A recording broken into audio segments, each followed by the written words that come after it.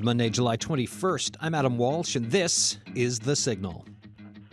Today on the show, we are talking about a global issue, but we're starting right here at home on the beaches of Newfoundland and Labrador. We are turning our attention to ocean waste and how to tackle it. The lines will be open, but first, we're going to head to talking about the fire-threatening Musgrave Harbour.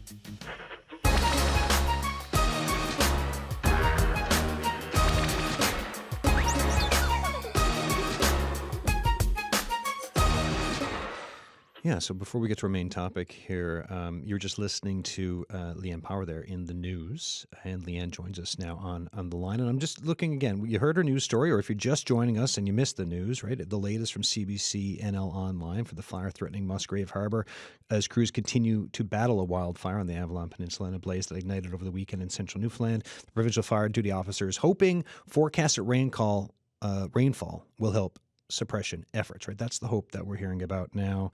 And then when you look at the one threatening Musgrave Harbour, prompted an evacuation over the weekend. It's grown from 500 hectares to 1,700. Leanne Power joins us. Leanne, we heard you in the news, but what are you tracking right now, and what are folks telling you? Well, right now I'm trying to find out what's happening on the ground in Musgrave Harbour because a lot of residents are, of course, volunteer firefighters who stayed behind to fight the fire in their own communities. So we're trying to track down one of those people, but as you can imagine, they're super busy right now. The fire actually had an update just about 10 minutes ago from the provincial government. And so what they're saying is it's about 1,800 hectares now, about 2 kilometers away from the town. And they've blocked the highway going both ways across that area that's burning right now. So there are police there, and you can't really go down that part of the highway. They do have all the water bombers still on there, and it's showing some improvement, they're saying today. It's not likely to impact the town today, they're saying. Right. So it hasn't crossed the highway towards Banting Memorial Park, which they were very worried about. And so they're monitoring, and they're on the ground still right now. So that's what's happening with the fighting of the fire. Now, as for the evacuation, there are about 900 people that live in Musgrave Harbour, and they came in en masse yesterday morning into Gander. And they were registered by the Red Cross at the Gander Community Centre, but most people they told me, friends or family that they were going to stay with. I talked to one couple that were planning to head down to Marystown. Another was going to Hare Bay, and they're going all over the place. A lot of people staying in Gander, and some are staying in hotels, but not that many. The Red Cross yesterday said that they had about 80 to 85 hotel rooms available, but it sounds like a lot of those didn't need to be used. So I know some seniors did stay in hotels last night. Yeah, so there's also a reminder to people from Musgrave Harbour, from the province, that if you have not registered with the Red Cross yet, if you can't go in person, that you need to call. They need to make sure they have everybody accounted for. So the number to call is 709-729-0921. So if you haven't registered with the Red Cross, you have to do that. Mention the roadblocks that are there now, so you're asked to avoid that area on the highway from Aspen Cove to the RV park, the A Day's Getaway Park. Air quality also is an issue today. That's a special statement issued for the Musgrave Harbour area, and air quality in Gander is now considered low risk, and that's based on the air quality measurements they've been doing. And also to let people know that there are mental health resources and supports that are on hand at the community centre in Musgrave Harbour, in Gander, because you know how difficult that must be. Awfully stressful, yeah. Oh, well, especially if you're already dealing with mental health issues, or, you've got anxiety. Yeah. This has got to be just really adding to that. So they are providing mental health services at the community centre in Gander. So if you need that, there is also a provincial warm line you can call. And that's hopefully going to be helpful to some people who are struggling in that regard. And, of course, everybody's reminded, nobody light a fire. We really don't need any more fires. And drones also. They're asking people, it's so tempting to want to get really cool overhead shots of what's happening. But they're saying if the drones are up, the water bombers can't go. So please keep your drones down is what the government is asking. And it's a big fire. I've been looking at some of the pictures online and looking at a person from Seldom on Fogo Island had fantastic pictures of what it looked like way across the water. And you could see massive flames all the way over on Fogo Island. I mean, 1,800 hectares, right? Like It's a lot of that's a ground. lot of ground on fire. And like Yep. you said, right? Like, so folks, don't be lighting fires. No backyard fires. And if you got a No drone, as drones. tempting as it is, because you are putting people at risk in the air who are trying to do the work of hopefully battling these fires back, and hopefully the Mother Nature cooperates when it comes to the rain that they're talking about that's supposed to be coming. Exactly. And a couple of things that also they've been mentioning from a couple of different community fire departments that they've had to censure people for actually going ahead and lighting outdoor fires. So, people are defying the fire ban and they're begging people, please, it's not worth the risk to the communities that you're camping near to have this going on. No, right? It is, yeah. So heavy messaging is needed on that, and to get the Yes. message across, to spread it around, and to make sure everyone is on board, because the risk factor right now is gigantic. Right. And of course, as it stands at the moment, the people who have been evacuated from Musgrave Harbor, they did get breakfast this morning over at the Salvation Army Citadel. So volunteers in Gander are coming out. They were there yesterday bringing water and things like that to help. And of course, the Gander Red Cross volunteers that are there every time somebody is in need, they were right there on the scene getting everybody registered as soon as they started arriving. So, the machine is moving smoothly when it comes to the evacuation. And so the people who have found shelter now, they're just waiting to see what happens. And hopefully, if the town is not in danger today, that rain tonight will help and keep the danger away. All right, fingers crossed. Everyone's hoping together on this. Leanne, thank you so much. You're welcome. All right, folks. Leanne Power there with the latest. You were listening to The Signal. I'm Adam Walsh. For the topic of today, we're moving from fire threatening a town and the response and the evacuation. So also, I will add, if you've got any thoughts for us, any messages to pass on, anything you think we're missing for CBCNL or for The Signal at cbc.ca. Get in touch with us. You can call the Signal line and leave a message, 709-576-5260. And I will say, the lines are open for this show. We're switching now to the main topic of the day, which is ocean-based.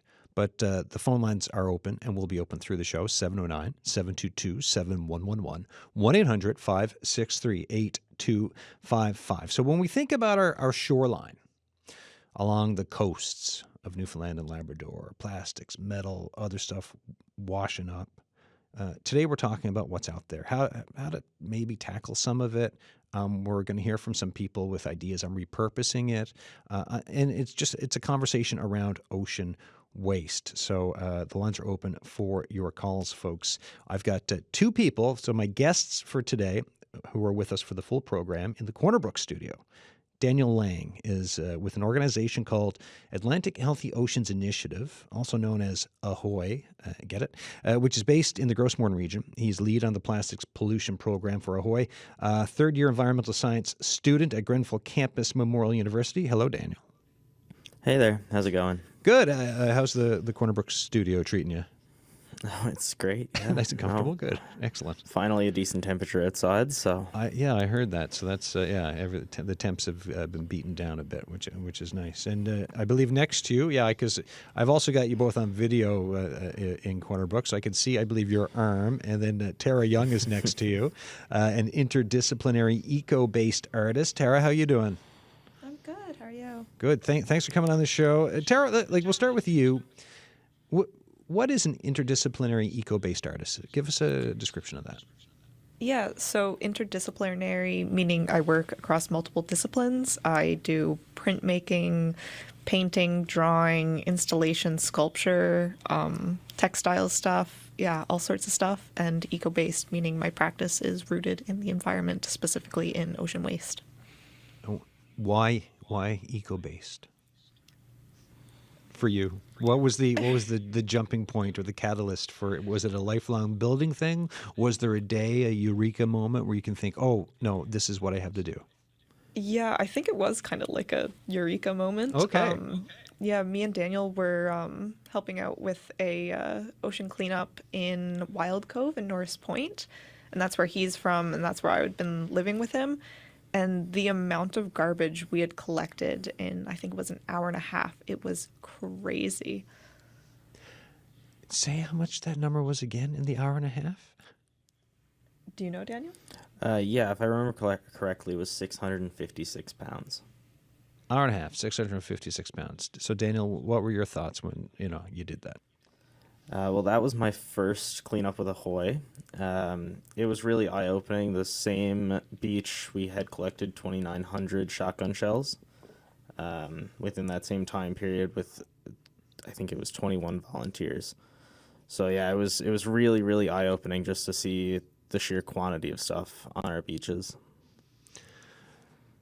So then, Daniel, tell us, before we drill into this a bit more, and this beach experience and what it has meant and how it has shaped you both and your thoughts, tell us about Ahoy. Yeah, so Ahoy opened in 2019. Our mission is to look after the health of the ocean and the coastal communities that depend on it. We are primarily based out of Norris Point and work within Grossmore National Park. Our first program was just to clean up beaches. We just saw that there was a lot of waste on our shores, and we kind of wanted to get a better idea of what was there. And here we are today with a bunch of different research programs. We're looking at not only plastic pollution, but also aquatic invasive species and things like that, yeah. So how much, since that time, how much work has been done, whether it's around cleanups or invasive species and just looking into things around everything that you're doing? Quite a bit. So we have removed 11,044 pounds of garbage from Grossmore National Park alone. So that's within the communities and within the actual park. And we've removed over 100,000 pounds from the island, including ghost gear. 100,000 pounds. What does that say to you when you have those big numbers like that? I mean, it kind of just shows you how big of a problem this is, right? That's just one singular nonprofit working with partners, of course, but that's one group going out and doing these things. And we're obviously not getting anywhere close to all of it.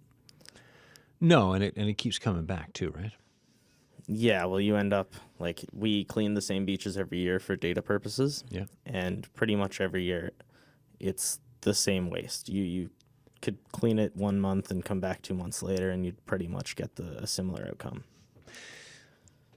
So then, what when we think about the fight or there's the cleanups, but you're like you said, you're just going out, you're doing it again, and yes, it's nice to have it clean for a little bit of time, right? That is a good thing. That is work that is helpful, and everything else. But the bigger picture here, what's the fight? What is the fight that is needed in order to have this not happen? So at Ahoy, we're working on a lot of education and outreach stuff. So we're working with fish harvesters and just local communities to change how we look at plastics. So Ahoy has worked within the communities with 13 different restaurants and tourist operators to stop them from using plastic packaging in their takeout meals and things like that. We've also started an end-of-life fishing gear program because a lot of this gear that's entering the water, it's entering it from storms sweeping gear off of fishing stages. For the most part, fishermen aren't trying to let plastics go into the ocean, of course. Yeah. They get a bad rap because of how much fishing gear we do find. Tara, I'll bring you back into this. You're both mentioning shotgun shells, right, or shell casings. You've worked with them as an artist. Can you tell us about that? Yeah, so at the beginning of last summer, I think there were these 2 massive bags of shotgun shells. I estimate that there's about 2,500 of them in these bags. In Rebecca, she's the founder of Ahoy, they were in her shed. And so me and Daniel packed them in our car and then brought them across the Marine Atlantic to Halifax, where I was going to school. And I used them to make a giant installation. Sculptural installation is what I've been calling it. But yeah, a wall of shotgun shells. All right, so that I can see that as that will be visually striking. What were What were your thoughts on as you're making it for the intent or for what people might get from it, and what was the feedback you got as people saw it, or what did it evoke from them? Yeah, I guess the thing that, like, when people were talking to me about it, that stuck out the most was this conversation around, like, violence. Because the shotgun shell itself can be seen as like a violent item, you know, it's used for hunting, it's used for killing sounds a little dramatic, you know, it is hunting for food primarily. But then there is the violence inherent in a plastic object that is just everywhere on our shorelines. So what when like people are mentioning that's coming up. So how did that impact or influence your thoughts then on the work that you do and the importance of it and the messaging and everything from plastic to climate change or anything else? Yeah, I guess the way it influenced my project is that there was this question of like I'm kind of making this beautiful art object. Like, does having does turning the shotgun shell into something beautiful kind of negate that message of violence? And I thought about it for a while, and I kind of came to the conclusion that no, I don't think it does. I think that as plastic, it's kind of inherent to the material, and it's I turned the shotgun shells into a lot of like anemone looking structures to mimic Gad's wall, and I almost think of it as like plastic as an invasive species taking over the shotgun shell wall. Yeah, I find the invasive species bit really interesting on plastic because you think, well, okay, hunting and I guess historically here you're out and like that you just you throw them. It's the same as if you go to a lot of the different harbors around Newfoundland and Labrador. Some of the garbage that could be pulled up historically, right? Stuff being thrown overboard. If you look at if you read, for example, Message in a Bottle, Ocean Dispatches from a seabird biologist, Holly Hogan, right? A fantastic book. Holly Hogan's been our guest here a few times to talk about ocean waste and plastics. Like the creeping in of the invasive species of plastic is everywhere, right? From the hunting side of it to the ghost gear bit to like from the straws you would see to you name it, restaurant stuff. Like it's just it is everywhere in the ocean now, and you can't avoid it. So this is the stuff I'm thinking about when it comes to your art, your work, and that piece that you've done. You're listening to The Signal. I'm Adam Walsh. We're talking about ocean waste today, and here's a question for you. What are you seeing on the beaches where you are? And are you involved in cleanups? Is it something you're thinking about? Are you thinking about plastics? Right. The numbers to call, 1-800-563-8255, 709-722-7111, or you can always text us, 709-327-8206, emails thesignal@cbc.ca. Sometimes a piece of ocean waste ends up in someone's hands to do something with it, right? And we were just talking about shotgun shells there, but also we have on the line PhD student Sarah Langer, who was given an old-fashioned fishing net. She came up with a creative way to repurpose it and to stimulate conversation. Hello, Sarah. How are you? Hi, I'm great. Thank you very much. Thanks for coming on the show. So you're a transdisciplinary sustainability. You're studying your PhD. You're a PhD candidate in transdisciplinary sustainability at Grenfell campus. Tell us about that. Yeah, so it's much like the interdisciplinarity that Tara was talking about. It's working across disciplines. And I think something that is, no, I wouldn't say more unique, but that goes beyond the working across disciplines is that it's a lot of community engagement and engaging with local people, local knowledges on how we can address certain sustainability issues together. Why did you want to go into this? I Through my academic, I guess, career leading up to the PhD, I really felt that there was this missing link between academia and what we're learning about and the community. I know we know a lot about technological innovations, interventions, and stuff like that, but I felt like there was a key component missing, namely the people that live there.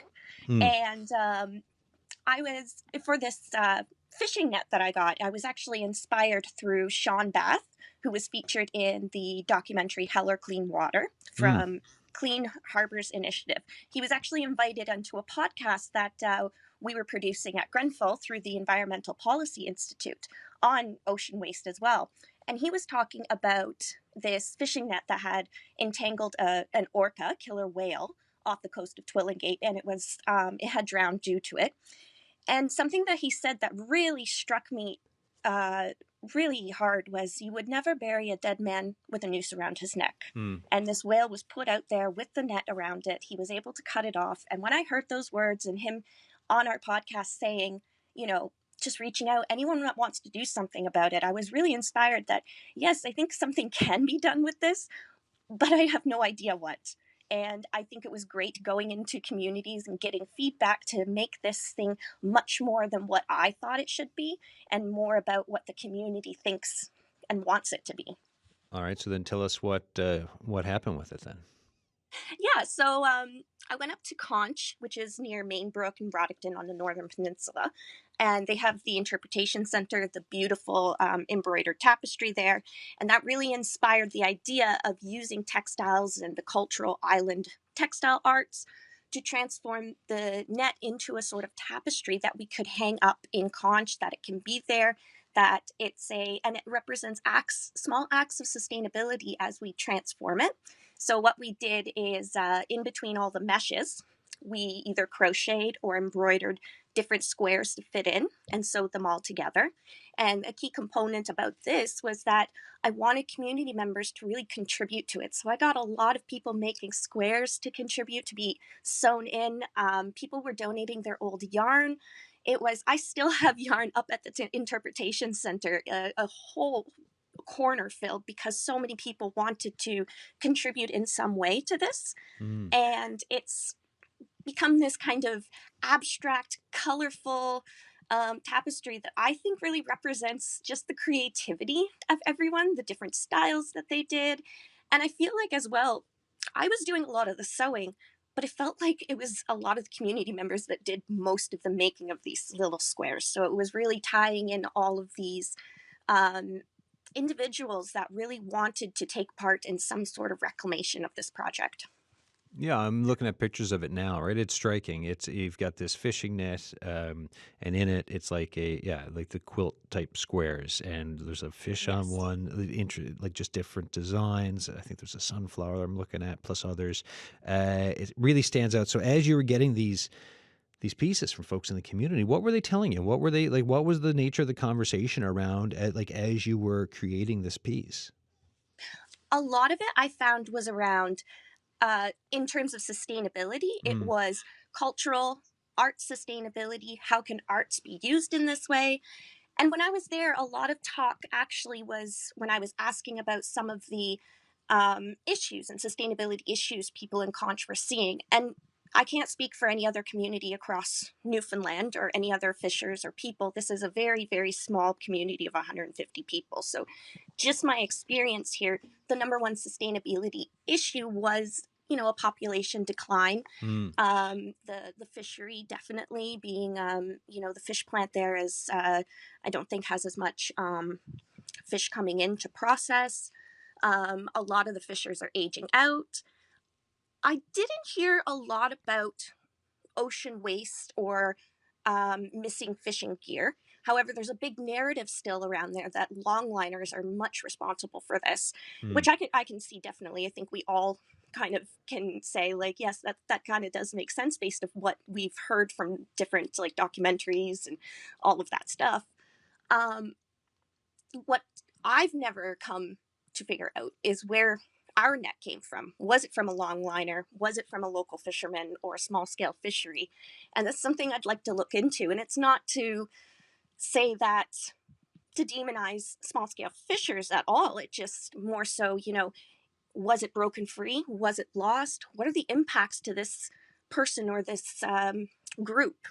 Yeah, Right? yeah. It's about figuring stuff out. It's not, not demonizing, placing blame. It is where is stuff being lost? What is it? Where's it coming from? How do we figure it out? What's the way forward in a responsible way? Yes, exactly. And I think I took more of the end of lifetime kind of route where the net was already there. It's had already caused a significant amount of damage. So I was more so at the end of, well, here it is. Now what can we do with it so that it doesn't end up, say, in a landfill, right? Where who knows what harm it could do there. Yeah, exactly. Did you take it to PEI? Is that what I'm reading in my notes here? I did, yes. I took it to the university there for 2 different conferences to display it. All right. So what you bring it to PEI? What are what's the crowd over there saying about it? So I felt that they had more of a connection to the narrative, to the story of where the net came from. The fact that it unfortunately killed a killer whale. Mm-hmm. And that's what led to a lot of ecologists saying, looking into the fact that we are having more orcas coming down to Newfoundland waters, more so than we have, 20 years before. But definitely it's been going on here, like they've been coming. So people really connected to that. And I felt that that was interesting because these are people coming from more of an academic background, more of a coastal engineering background. So they were really focused on the solution part, Mm. the story part. But again, I at one of the conferences, I had a workshop where people could contribute to it. So I taught some of these people that were in design and engineering to do some crochet, and they loved it. They wanted to contribute to it. I heard people talking about it after, that they liked doing it, that they were excited that they were contributing to something kind of almost bigger than themselves. Maybe not bigger, but definitely from a distance. Mm. Right. And then so you had the PEI bit. You had the start. You had PEI.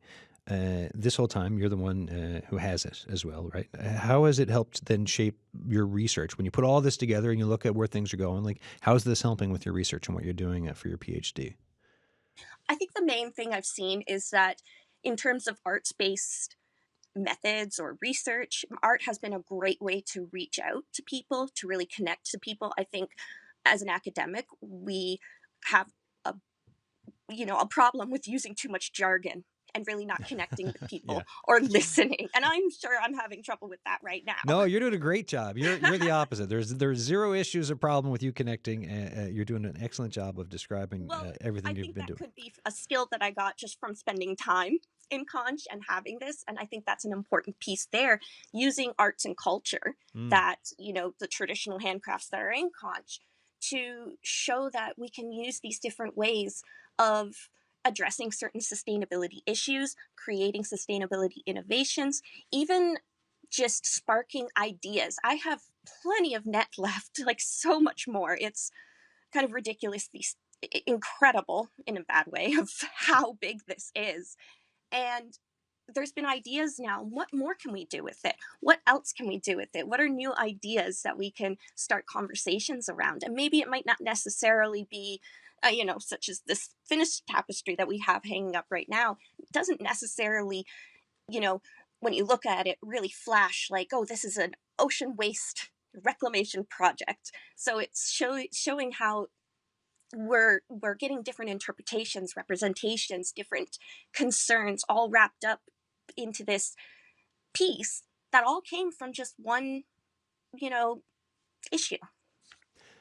Sarah, how does it feel to be you're a PhD candidate, and like I mentioned, in transdisciplinary sustainability. So you've chosen a sustainability field to look to for your PhD to go into. Yet we're at a time where you've got ghost gear, whales getting caught.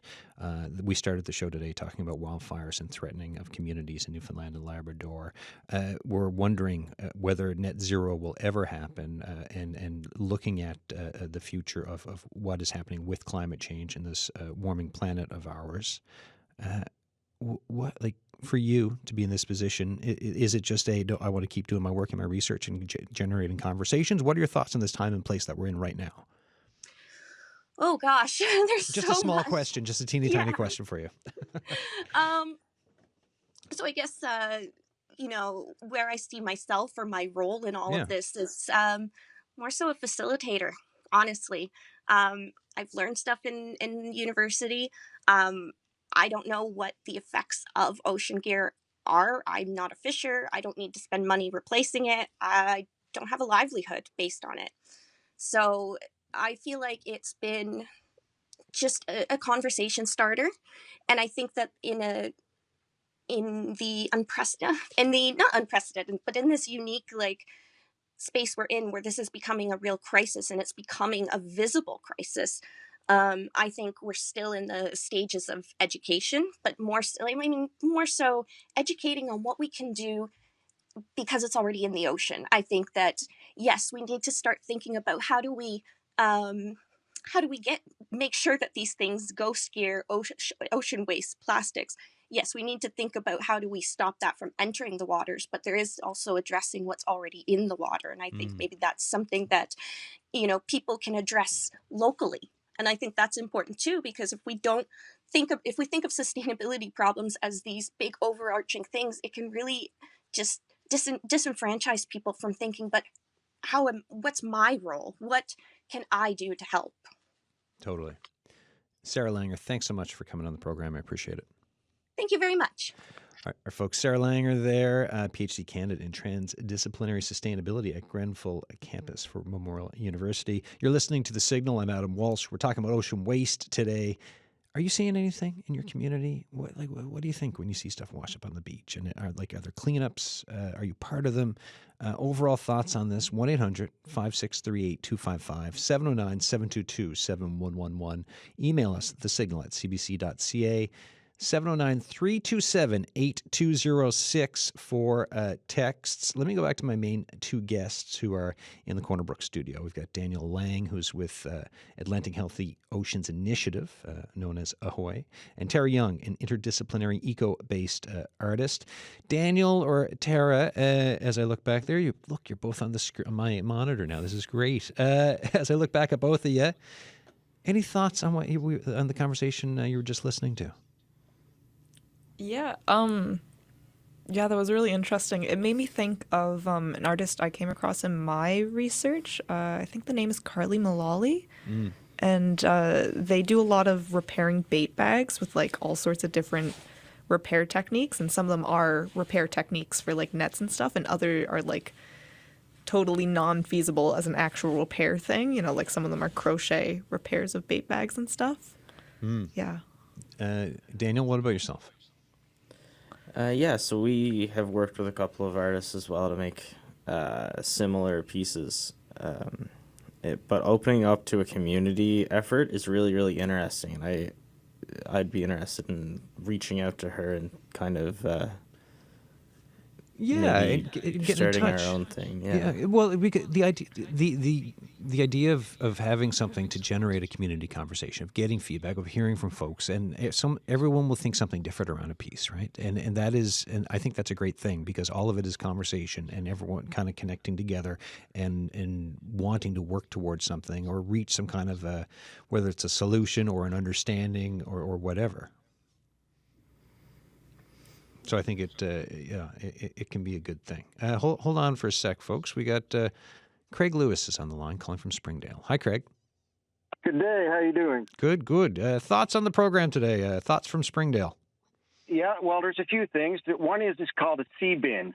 Basically, you put them in a marina, water flows through it, and then it captures the plastic. Yeah. We got to look at the cycle. Okay, the plastic is made in a factory. It goes to food production facilities, then it goes to a store, then it goes to our hands, and then it goes into a garbage bin, and then the seagulls are taking it out of the garbage bin, and then it goes into our waterways. So we got to protect our rivers. And another thing we need to look at is all this plastic is coming to our communities. We got to deal with the plastics within our communities. So look up a company called Precious Plastics. So we can basically bring in a sea container, approximately about $50,000 to sit it up. We get the corporate communities to sponsor these facilities, and then we can have fundraising through this by making things like glasses, earrings, picnic tables, plastic lumber. All of this is being done by thousands of groups around the world through this organization. So we could be doing that in each community here in Newfoundland, Labrador. What do you do, Craig? What's your connection to, is it just obviously you're caring about the amount of plastic that's out there and the environment and everything else, or is there a professional connection? Is it just personal? What is it for you? For me, it's personal. I listen to everybody's problems, and I look for solutions. We got the aquaculture industry here now. There's a lot of negativity about it. I'm trying to start up what's called Sea Ranch Farms. It's basically advancing the aquaculture industry for regenerative oceans and for sustainability. And also, we have so many problems, and we got to look at ways to and actually put in place the solutions. The solutions are out there. It just takes a long time for us to put that solution into practice for us to make things better. So what does that take? It takes community, and it takes pressure on our governments and our corporations to do the right thing. They're not doing the right thing. They're the ones that are putting out all the plastics, and they're putting it upon society to clean it up. Well, in order for us to clean it up as a society, we need to have that financial backing from the corporate sponsors or from our government to put these facilities in place, and then the communities can take the responsibility of keeping their community clean, and then by each community keeping their community clean, we keep our whole entire environment clean. Do you think there should be bigger legislative efforts? Like when you walk into a box store, you're surrounded in a sea of plastics. Everything is plastic these days. Things that never used to be, right? Things that would come in a glass container or something else. But we're in a sea of plastics, and there's only so much of that's going to get recycled. Also, you can only recycle things so many times. Do you think there should be a bigger legislative change around plastics in the world we live in? We don't need more regulations and laws. We need corporate entities to take responsibility of their product. Their product gets sold to a consumer. The consumer then puts it into a bin or throws it out their car window. We need to take. I can't believe that people are still throwing trash out the car window. Oh, I know. Yeah. Or, right? You see coffee cups strewn about still, right, when you drive out on the highway, of course. So we have all these fast food restaurants. If all these fast food restaurants took responsibility after waste and recycled it, they could make money from it. But for them, it's too much for them to sit it up. They don't want to pay out that extra cost. They're pinching their pennies, I guess. But we're paying $15, $20 for a Mary Brown's meal. Take some of that and put it towards recycling. So if companies aren't picking it up, how do you get to that point of getting them more companies on board with that and plastics and everything? It takes the consumer to pressure them to say, listen, I found your cup on the beach in Outer Cove or something. How is it getting from your facility to Outer Cove or to any beach, And then we got to embarrass them to say, listen, this is a picture of all the trash that came from Mary Brown's or came from Tim Hortons or came from, this place or that place, so that they can see that, yes, we do have a problem and we can we have the solutions. Let's just implement them. Craig, I appreciate your thoughts on this. Thanks for the call. Appreciate it. Have a great day. You too. Cheers. Craig Lewis there, calling from Springdale. If you've got thoughts on ocean waste, give us a call. 709-722-7111. 1-800-563-8255. Text us 709-327-8206. I'll go back to the Corner Brook studio where we have two guests who've been joining us through the show, right? The main guest. Anchor guests for today, Daniel Lang is there, and same with Terry Young. Folks, any other thoughts there just on, for what you're doing? Well, Daniel, with yourself, right? You talked about all these beach cleanups. And you've talked about looking towards solutions. Any other solution thoughts from you on plastics and where things need to go? Yeah, so I agree a lot with what he was saying there. The one thing is that it's very, very difficult to get corporations to care if it doesn't hurt their bottom dollar. So whether that's through consumer pressures, like he was saying, or I do think that law is the primary way to do things. You need to set up regulations and then enforce those regulations, because regulation without enforcement isn't regulation. Make their fines to have all this plastic in the environment. We have numbers on our top polluters. We do send that to Break Free from Plastic, who then lobbies the government with these numbers. So our top polluters are PepsiCo with 37.7% of all branded pollution that we find is from them. We've also got Coca-Cola with 8% and Anheuser-Busch with 8%. So just these three companies are making up more than 50% of all garbage that we find, or all branded garbage that we find on any individual beach. So like bottles, like what is it? What is the branded garbage you're finding? So, well, PepsiCo owns a whole slew of things. They own a bunch of pop brands like Crush, Pepsi, those things. They also own a bunch of chip brands. So anything that's from cans to chip bags are noted, as well as bottles, specifically bottles from Anheuser-Busch is our largest bottle producer. And briefly, like once you do a cleanup, what happens with the garbage, with the plastic that you're picking up? Yeah, so we do our best to recycle what can be recycled. So our rope goes to recycle on the Rock in St. John's. That gets shredded, turned into plastic plywood, and then it gets turned into other products. Any metal fishing pots, so like lobster pots, get the plastic coating removed from them, and they recycle the metals. And Play X out of Dieppe also makes plastic pellets out of fishing rope, and then uses those to make construction blocks that are used to like build homes and things like that. Okay. Any of the stuff that we can't recycle gets properly disposed of into a landfill, unfortunately, because the systems for recycling are just not up to par, really. So how much is going into landfills still? I don't have an exact number, but it's more than half. Yeah. Because like you can't Just the recycle. reality. Yeah. Yeah, well, most of the stuff is contaminated and isn't considered recyclable already. Yeah. The sheer number we get would also just make it very, very difficult to individually clean everything. All right. Let me just go. We've got Ben Wiper on the line here. And so when we think of ocean waste, right, we've been talking about plastics and gear and stuff washing up, bottles, that kind of a thing. But Ben Wiper's on the line, and we're going to take a bit of a different direction for this part of the conversation. The ocean waste he's working to repurpose is waste from the fishing industry, but like I said, a different kind. So Ben is the founder and owner of 3F Waste Recovery in Mainbrook on the Northern Peninsula. How you doing? I'm doing well, Adam. How are you today? Good. Thanks for coming on the show. Tell us about 3F Waste Recovery. Sure. So what 3F is all about is we're in the business of helping seafood processors achieve 100% fish fast. And what that means is we help them divert their fish waste, the heads, the skins, the bones, the shells, from landfill or being disposed at sea, by creating our own technologies or licensing technologies from our partner network that allow us to make high-value ingredients for food, cosmetic, and medical industries. So how's that going? It's going pretty good. We've been at it now about 5 years, learned a lot. Our main products these days are pet treats made from seafood byproducts, and we're making a bit of collagen from cod skins primarily, and we're also working with a couple of seafood processors in different parts of the world to help them add value to their side streams. So it's going all right. What's the local conversation like?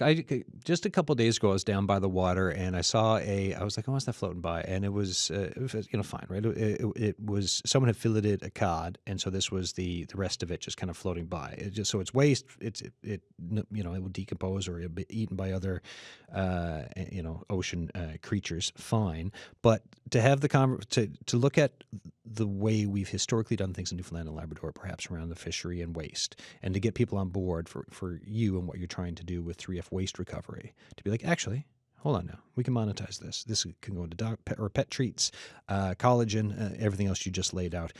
What have the conversations been like? Well, the conversations within the province, I'd say there's a certain level of interest, but the seafood industry locally, seems a bit more focused on growing business by having bigger quotas, and the waste streams are, they create some challenges, especially around freezing capacity. I mean, if you've got to choose, I got 200,000 pounds of capelin sitting on my wharf, what's going to get the freezer? Is it going to be the cod heads, or is it going to be the capelin? Yeah. And so that creates some challenges, and there's only so much trucking available and things like that. So there are some systemic issues that kind of need to be addressed to make it easier to procure those raw materials and get them in a competitive fashion. But over the years, what you mentioned with seeing the cod, head, skins, and bones down at the wharf, somebody may have got their fish, and there's a lot of opportunities in that, and without going into a tremendous amount of detail, but the volumes from the commercial fishery, I believe the most recent study by Marine Institute, there is around 140 million kilograms of seafood byproduct disposed of annually. And to me, in a province that is looking for jobs, especially well-paying jobs, science, engineering, machine operator jobs, prioritizing some of these technologies and getting them into effect needs to be a greater priority. And yeah, there's just one kind of just to Yeah, give go people for an it. idea of the potential here. One of the best technologies that we've created is a collagen a peptide that people are familiar with for their smoothies or drinks. But when you start creating heavier weight collagen with higher levels of purity, you actually start going from fish skins to collagen into artificial intelligence and robotics applications, because collagen with certain properties can be used for things like artificial skins and exoskeletons and a lot of really cool technologies. And bottom dollar is, at small volumes right now, we're producing a collagen peptide from cod skins that we're selling at $25,000 a kilogram for stuff that's been thrown over the wharf for centuries. $25,000 a kilogram. Yes. That cod that skins adds are up. the Bitcoin of the Bitcoin of the fishery, in my opinion. Yeah. Wow. Yeah. What more do you talked about systemic issues, but yet we're in this AI world. It is here, and you just said 25,000 per kilogram. What else needs to change? What are the conversations you're having with whether it's government or what else do you need in order to kind of scale this stuff up? Well, I think increasing competition in the fisheries sector, growing quotas where possible and done responsibly would be important, and developing an infrastructure for collecting and storing the materials. And also ensuring that disposal costs go up as markets become available, so that that if there's a market for it, you can't just throw it away anymore. I think those are some important legislative changes. But I think that looking at technologies that deliver the greatest impact is the way to get started. There is some low-hanging fruit out there, and if I may, I'd like to kind of loop it back to the ocean plastics challenge that has been discussed so far today. Yeah. So, as everybody I think is aware, snow crab fishery is one of our it's the most valuable fishery in the province. Lobster's on the uptick, and shrimp is still there, although it's kind of on the decline. But from our crustacean shells, there are two products that can be made that also help us address plastic challenges. The first one is a product called chitosan, and that's kind of what gives the shells their toughness. And when you take chitosan out of these shells, you can actually create a bioplastic. And so that's degradable. So from the shells of these crustaceans, we can create plastics. And some of the sources of plastic waste in the fishery are things like the bait box liner bags. So when the fish harvesters are buying bait, there's a plastic liner in the cardboard box that helps the box not get wet while the fish is freezing. If you could replace that bait box liner with a biodegradable solution made from, say, crab shells, if the wind comes up and blows those liners overboard, it's going to break down naturally, and it's going to be a raw material that's in the ocean anyways. And similarly, there's a red pigment in these shells that when you extract it, it's a product called astaxanthin. So it's a mouthful, but astaxanthin is it's a red coloring, natural, and oftentimes a challenge in our aquaculture industry and salmon is that the market is looking for flesh that has more redness to it. Well, by including this astaxanthin extracted from our snow crab, lobster, shrimp shells into the feed for the salmon, you can get that reddish pink color that everyone's so familiar with in wild-caught salmon. And similarly with the bioplastics in the aquaculture sector, the feed bags, same thing. Sometimes the wind comes up and the 40-pound feed bags, they're empty and the plastic goes flying. Well, if you start making those feed bags out of a bioplastic made from our shells, then again, you're putting a material into the environment where it would have been anyways if you had just thrown the shells to break down naturally. So there's opportunities in the circular economy in sectors that are already in the province and that also make financial sense for the players. Ben Wiper, we're going to leave it there, but I appreciate a lot of food for thought there, pardon the pun. Cheers to this. Thank you so much. Thanks for your time today, Adam. Ben Wiper, founder and owner of 3F Waste Recovery in Main Brook on the Northern Peninsula, 3fwasterecovery.ca online. Dick Whitaker's on the line. Hi, hello, sir. How you doing? Oh, very good. But your last caller, all that stuff was pretty familiar to me because I used to run the food technology department at Marine Institute. Yeah, you know a thing or two and more than that about it, hey? Yeah, well, the fact of the matter is simply that there are a fair number of options. It just requires someone like him or someone with a secondary interest to make deals with the existing processors, especially if they're using fresh water. Mm. If they're using salt water in their processing, then you've got a problem. The salt becomes a nuisance. Mm. But you can separate out what's coming off the waistline, if you like, from the water fairly well with a vertical slot screen. You get most of the fines then, as well as the other. So the water goes through the screen, and what you want to keep goes out. And you've got options then as to what to do. And you can dry it.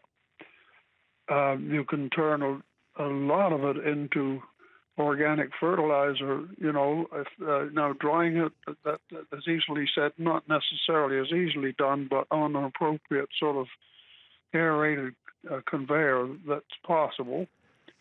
If you do that, you've got a base for an organic fertilizer, and you can, there are other inorganic things that you're allowed to use as organic, like phosphates and so on. Mm. So you can adjust that to any regular fertilizer opportunity that you can buy off from the non-organic, if you like, on the shelf now. So there are just simple opportunities like that. We've got 2 minutes left. I want to get back to my main guests, Mr. Whitaker. Any final thought from you today? Yes, the other side of it is the crab shell. There is something in crab that helps to keep down diseases and so on in plants and this, that, and the other. It may be the copper that's in it, and that can be a problem later on because the copper is the equivalent of iron in the blood of shellfish of that sort, crustaceans. So, but nonetheless, it is helpful. Thank you. Well, so there's an opportunity there waiting to be tapped into. Mr. Whitaker, got to let you go. Thank you so much for the call, sir. Let me go back to Tara Young for a final word today. Tara, you've got another project you're working on in like 35, 40 seconds. Explain it if you could.